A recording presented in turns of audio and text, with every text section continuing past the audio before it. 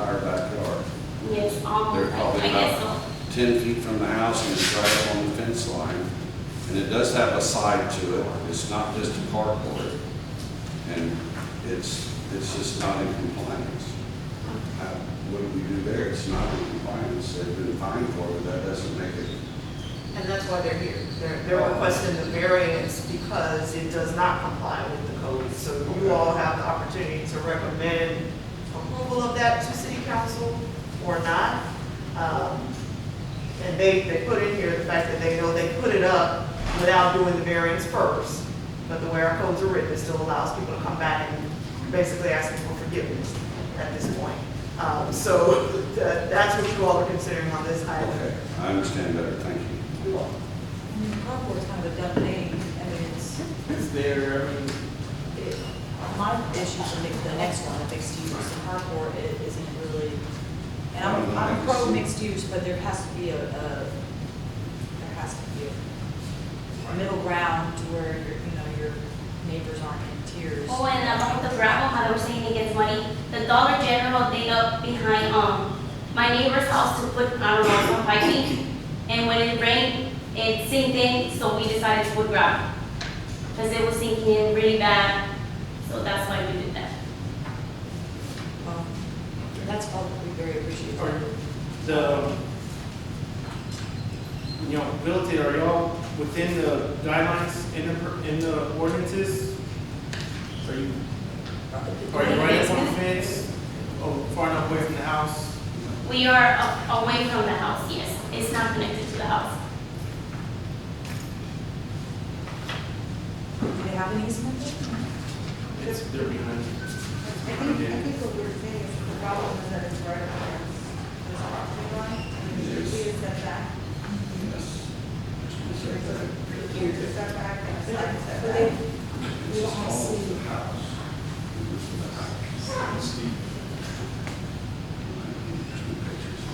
There might not be utilities back there, it's an empty lot. So an easement might not be needed.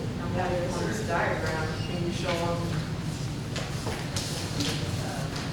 The great Because one? it shows, because it's saying Yeah. 5 feet on the side yard. Right, and so Here. this is where it comes to. Does it go all the way to the fence, to your neighbor, or does it stop short of it? It doesn't go there. We put something on there, but it was coming off, so we just have like one panel on there. But But it the runs to the, roof or the To the structure fence. itself doesn't? No, touch no, the roof fence, don't. or Not the It's roof. short of the fence. But the beams are. The beams, not the roof. You understand what I'm saying? yes. Because Yeah. the beams are connected to the fence, right? But not the roof is not completely covered over there, no. Okay. I guess I just don't understand, you're in the business of building roofing and yet we didn't apply for a permit to do a carport. I don't understand. I mean, you're in the business, so you apply for permits all the time. So why would you build a carport in your own residence? I mean, in your own residence, it doesn't apply or it follows the permitting that's required. Why? I don't know. I didn't think about it. It was a carport. I'm not doing like a roof on a house. Just a roof on carport. Right. So the problem is that because it abuts the property and it doesn't meet the building setback, there's a reason why. Yeah, And being in the roofing business, you should know, there's a reason why there's a setback between buildings. So that's fire doesn't jump, or so that water from one roof doesn't go into another person's property. No water goes on the other property. Rodents or anything else don't go from another property to another because of this roof. So we're talking about the So the carport. roof is metal. Everything runs off It's to all the metal. back of us. No, I understand, but the poles themselves They're metal. are metal and they're not within the setback that's allowed. Well, they're actual wood, and then the beams at the top is metal, and then metal roof. It's wood, and it's on the fence. So can you make a modification to pull it back And what way? to comply with the setback requirements? I mean, is that, I mean, yes, if I can do that, yes.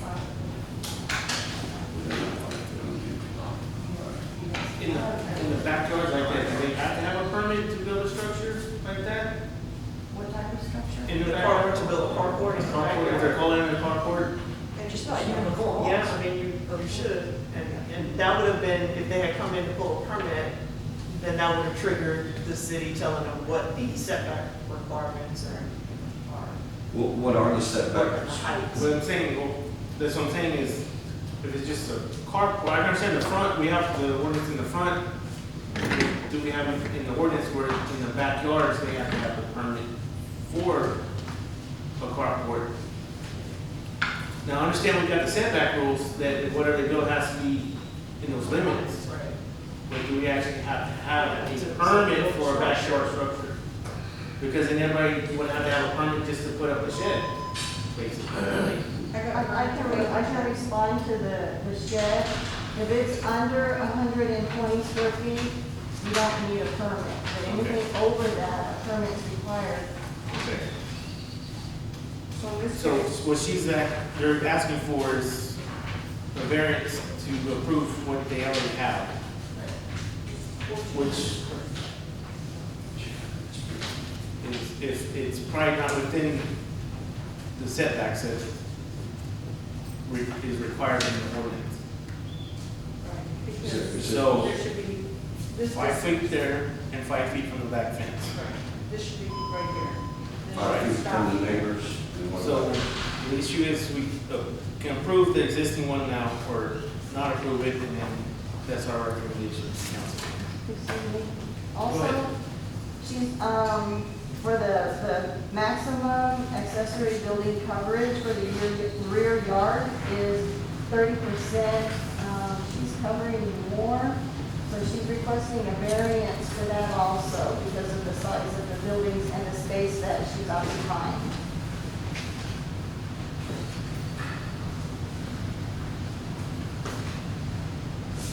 I just want to make sure everything is covered.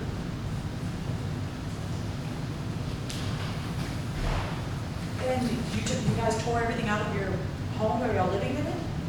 No, we remodeled it. Well, we took off the carpet, there was carpet everywhere, and we did tile. But y'all live there? Yes, we did.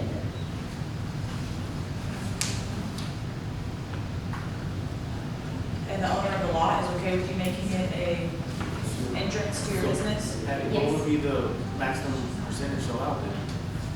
On that property?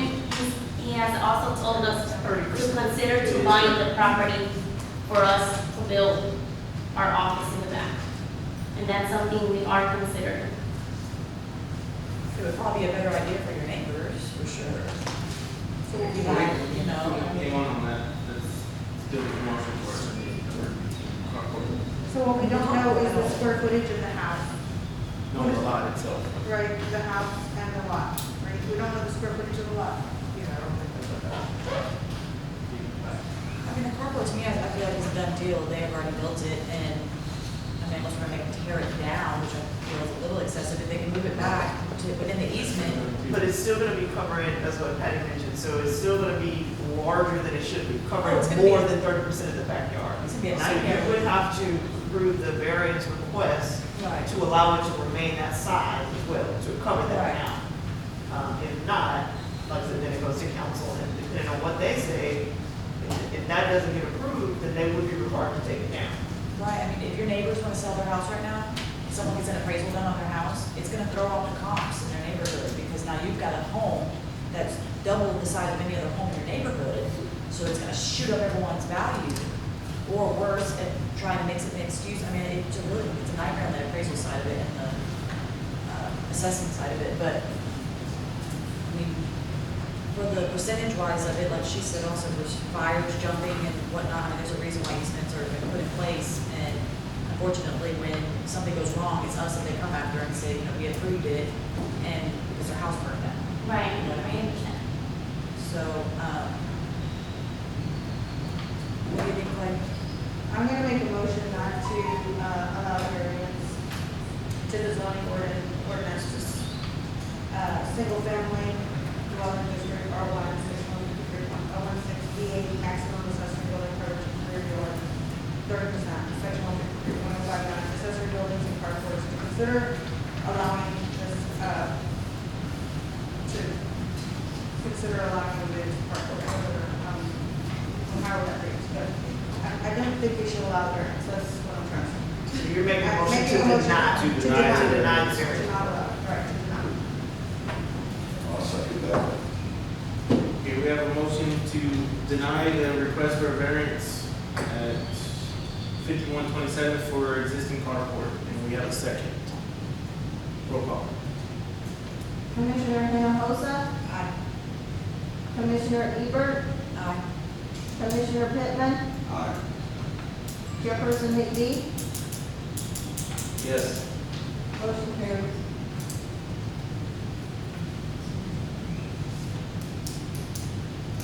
Thank you. So what does that mean? I'm lost. So next it has to go to city council, who will make the final decision. And that's gonna be, We're just, The 20th. so next Thursday here at 7 PM. And everybody who has something to say will have a chance to speak at that time as well. we're recommending what actions for council to take, that use as they're part of their process, what we approve or not approve to. So you'll have a chance to talk to them also. Okay, so if you have any more questions, I'm here. Okay, thank you. Thank you.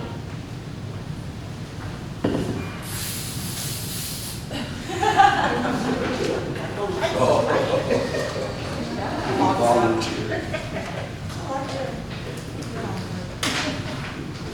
7C, on a request for a specific use permit to allow roofing material processing business and consider section 153.036B4, design of ingress and egress at the property located at CB 4018A, block 23, lot 13, otherwise known as 5127 Starfire, Kirby, Texas, 78209, which is on single-family dwelling district R1.